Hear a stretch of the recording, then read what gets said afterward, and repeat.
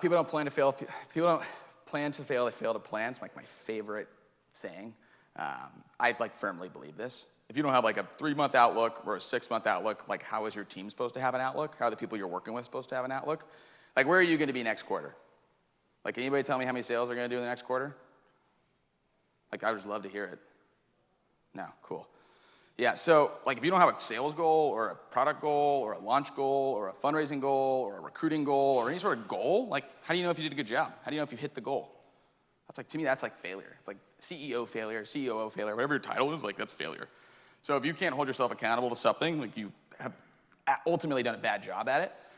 So for me, daily KPIs, everyone knows what a KPI is, key performance indicator. It's how you evaluate your business from an individual daily standpoint. Weekly Scrum, does anybody here do Scrum? Awesome, that's super cool. Love to meet with you guys. So Scrum is phenomenal. You meet with your teams on a stand-up weekly. You talk about the 3 things that are blocking you, 3 things that are gonna help you move forward, 3 things that your team needs to help you with. Monthly OKRs, anybody here know what OKRs are? Stripe, Google, Pinterest, Airbnb, let me think what other, WeWork, Compass, they all use OKRs. Like if they use it, shouldn't you? They're like billion-dollar companies that have unbelievable revenue and TAM. So OKRs are objectives and key results. I like really hope you take away one thing from this discussion. It's like OKRs. Like look into OKRs. Anybody know Morowitz from Kleiner Perkins? Michael Morowitz, Sir Michael Morowitz? All right. He's like the first investor in Google and a bunch of other really impressive companies. And he wrote a book called Measure What Matters. Actually, I might have butchered that, but he is all about OKRs. Like OKRs from the start of your company help you define the success of your company because you know what you're holding yourself accountable for. Dashboards. Does anybody here have dashboards for their business? Like, can I look at your business right now from a 30,000-foot view and look at your business health? Yeah, I'd have some dashboards. How are you tracking what matters? How do you know what matters? Like, do you have 1,000 numbers on your dashboard? I sure hope not. It should be like 2 or 3 things. Because when you're in your company stage, if you have a company, like, you should only be focused on 1 or 2 things, right? It's either like customers or paying customers or like user acquisition metrics, right? Like growth. Like growth solves all. Growth is the Band-Aid. Nothing else matters. Like no one talks about slow growth companies. They talk about incredibly fast growing companies. And how do incredibly fast growing companies figure out what matters? They use dashboards. There's literally 4 or 5 $500 million plus businesses in the Valley who just do dashboard SaaS, okay? So you should know who they are and you should use them. Stop worrying about titles. Like, honestly, like none of you guys, no one needs to worry about titles. Like, it's like the least interesting thing. If you're a real entrepreneur, you really don't care about titles. You just care about building really great products that people love and moving really quickly. Like, titles are the least interesting part of the job. If you're here to tell your family that you want to be CEO of something and that you are CEO of something, like, I hope that's not why you're doing it. Like, you're doing it because you're like, you want to make people happy. And you want to like grow something and take accountability for that and like hire a bunch of really smart people to help you do it. We get stuck in, you guys, when you go fundraise, people are going to go fundraise soon, right? I don't know, people are going to go start fundraising. So, Sandhill, they're going to hit up Sandhill Investors. It's going to be super fun. I love when I hear in coffee shops, I just talked to the partner at Y, or I met with the managing director at X. Like, no one cares, man. Like, if you were actually talking to them and they cared, like, you would already raise money. So, like, don't brag. Like, no one cares about that. Like, Silicon Valley's super small. Like, everyone knows everyone. Please, like, don't worry about titles. Don't worry about people. Worry about building your business. Way more important. Deadlines. Do people have deadlines here? Like, just they know what they have to do by when? I hope so. You do, right? Okay, cool. Me too. Yeah, I have like 3 different to-do apps on my phone.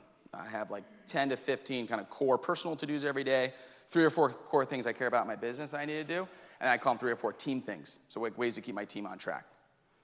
That's all I do every day is manage that to-do list. It's like all I think about is hitting my own deadlines. And those are a function of my OKRs. So on a quarterly basis, I know exactly what my goals are gonna be. And then I break it down into weeks and days to figure out how I'm gonna get there. That could be in life, right? Like it's not just work. You should feel personally accountable for your time and have an outcome, and the outcome should be something you're excited about.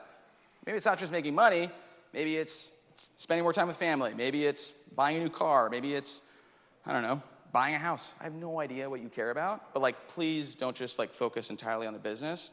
Focus on the business objectives and then work your life the same way. Because soon like this will become your life, right? This is all you'll do. I'm really big into toe stepping. Anybody know toe stepping here? Cool. So one of my favorite things is Has anybody had like that discussion with someone where you're like, why didn't it get done? Like, why didn't you do it? Has that happened? You're like, what the hell?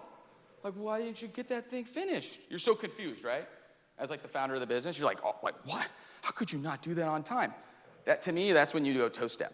So one of my favorite lines I heard from someone, I was like, I made a huge mistake. And someone went like, if you can't do the job I hired you for, why do I need you? I was like, oh, I never thought about it that way. Like, this is like a job.